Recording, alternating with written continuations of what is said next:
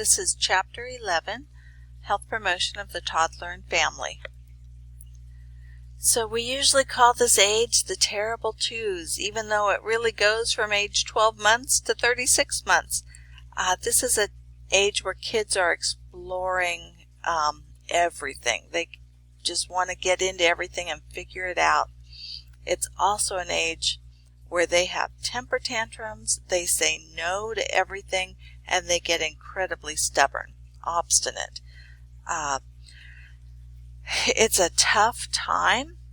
They do need to have developed trust in a caring parent to be able to get through this age of the terrible twos.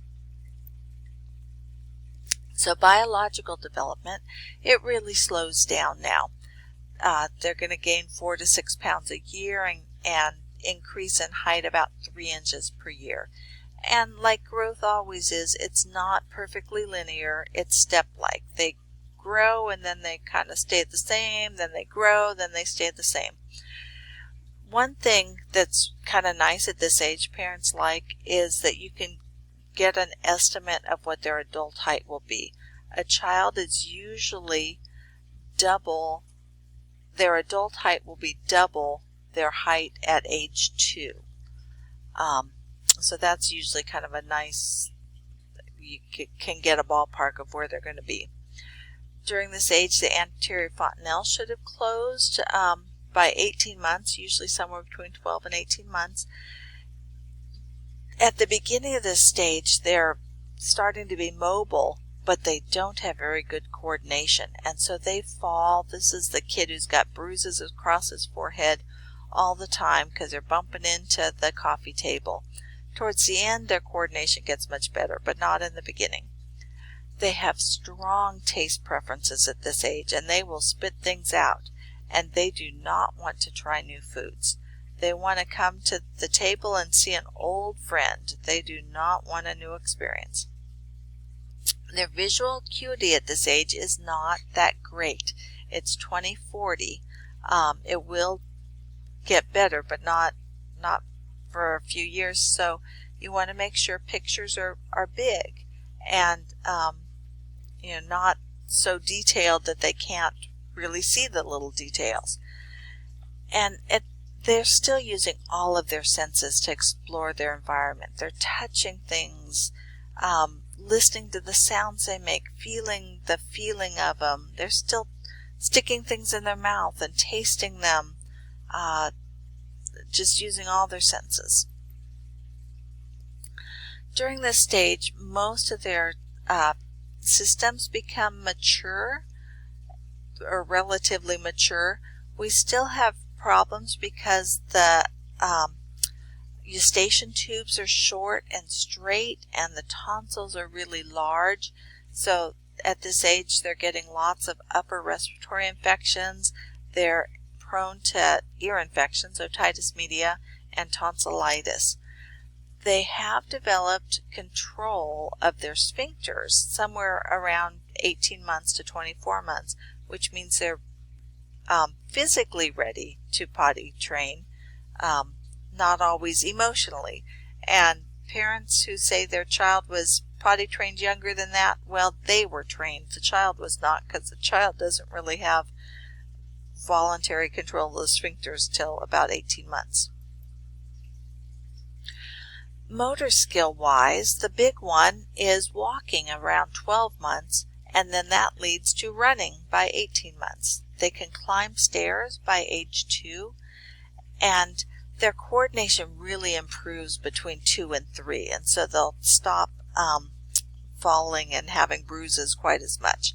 Their fine motor skill also really improves. Their dexterity, their ability to do finer and finer things increases starting about 12 to 15 months. They're able to throw a ball by 18 months and draw a circle by age 3. Erickson says this is the age of autonomy versus shame and doubt. And so they're stepping out and doing things, trying to do things themselves, that autonomy. in order to do that, they've really got to develop some self-control and be able to delay gratification. If you're trying to play with a toy and make the toy work, and it doesn't work immediately, you've got to have that control and that ability to keep trying until you whatever, make the little guy pop up, or whatever the toy was. So Erickson says continued dependency can create a sense of shame and doubt, and the child begins to doubt that they can do the things by themselves because they haven't been allowed to try. They're afraid that if they do try, they'll not be successful. They also discover that their behavior is their own. They do not have to do what they're told. They can say no and refuse to do it. But they learn as part of that their actions have a predictable and reliable effect on others. So when they say no and refuse to get in their car seat, it's predictable how their parent is going to respond to that. So they're learning that. And then they can develop a sense of shame as well for wanting to go against others' will. They know they're supposed to get in their car seat and they don't want to, and then they can have some shame because they're not wanting to do what they know their caregiver, their parents, want them to do. Negativism and ritualism is a big part of this age. So their emotions are very strongly expressed and felt at this age. They can be playing on the floor with a toy and laughing, and then they're mad at the toy and they grab it and they throw it, and they throw themselves down and have a tantrum because the parent told them no, and then they turn around and want the parent to pick them up. So they're just erratic. It's important for parents to be consistent because the kids do have these wild mood swings, but they need to learn what is acceptable and what isn't, and the parents need to not just give in because a child has a tantrum. Kids this age also love ritualism. They love things to be the same. They want the same plate, the same cup. You may give them their favorite food, but they don't want to eat it because it wasn't in the right plate. So they have this ritualism. They like things to be the same, and it provides them a sense of comfort knowing that it'll be the same. So if they know that every day they get up, they get dressed, they brush their teeth, they eat breakfast, they get in the car seat, they go to the babysitter, that makes it, because it's predictable, it feels safe, it feels the same. So Freud says they're developing the ego at this stage. They're learning to control that id, which was impulsive. I want it and I want it now. They're learning to have a little bit more reason, a little more common sense of I can't have it now, but if I just wait, then I'll be able to get it. So they're learning to tolerate a little bit of delayed gratification and have a little bit of tolerance for frustration. With toys, right? They're learning they want to get all of the pieces inside the puzzle, but they're able to tolerate their frustration enough and delay the gratification of having that finished thing in order to manipulate it and do it. And they're learning socially acceptable ways of interacting. They're starting to interact with other kids and learning what they can and can't do, like just grab toys from other kids. They have the beginnings of their superego, which is the conscience, the understanding that things are right or wrong, that idea of morals, that certain things are immoral, they're just wrong, and other things are right, either because it's the society has structured it that way, or for kids it's really the family.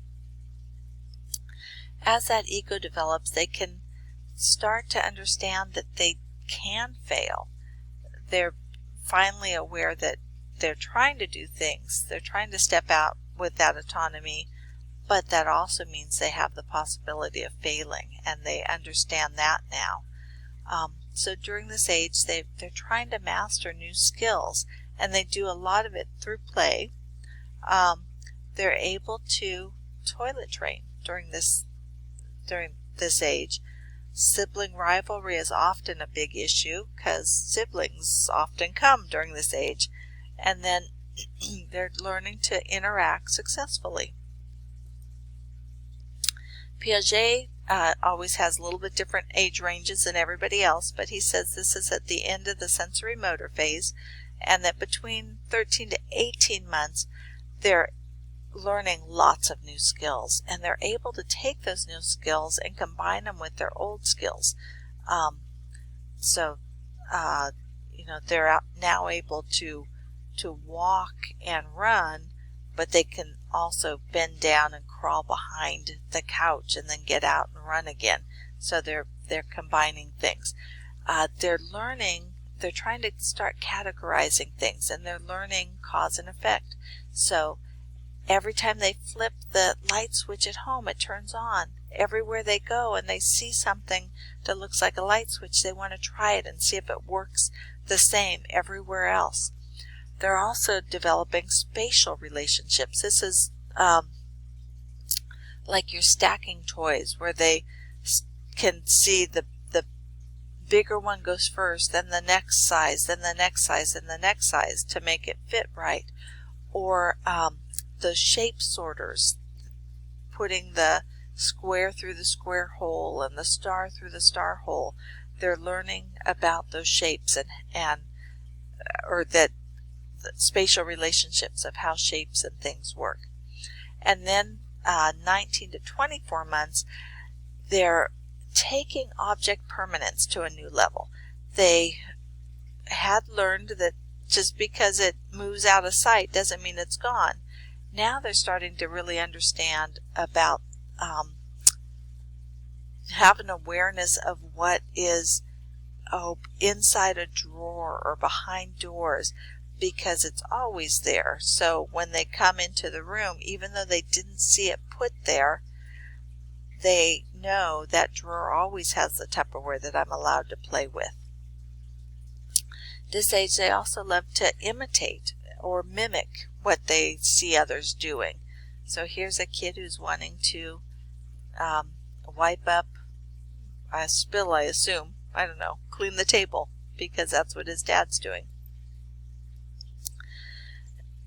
The later part of this age, Piaget says they're now in the preconceptual phase, which is the early part of that is pre-operational phase, and that's ages 2 to 4.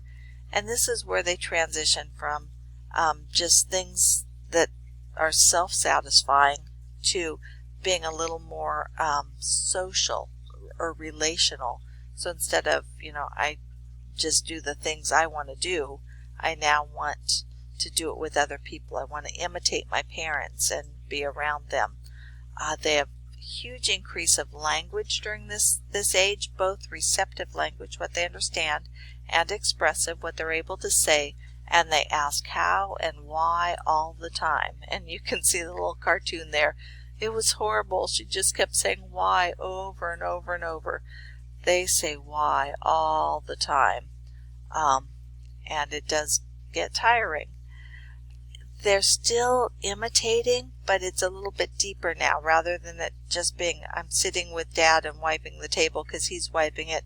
Now they want to play house or play nurse, or they're copying and imitating, but it's less just sitting next to you and doing what you're doing, and more kind of role playing. Spiritual development goes along with cognitive development, and they like routines, and that includes spiritual routines. What the parent says and acts towards spiritual understanding can set a tone for the child that they can then have for life, of whether things are reassuring or frightening.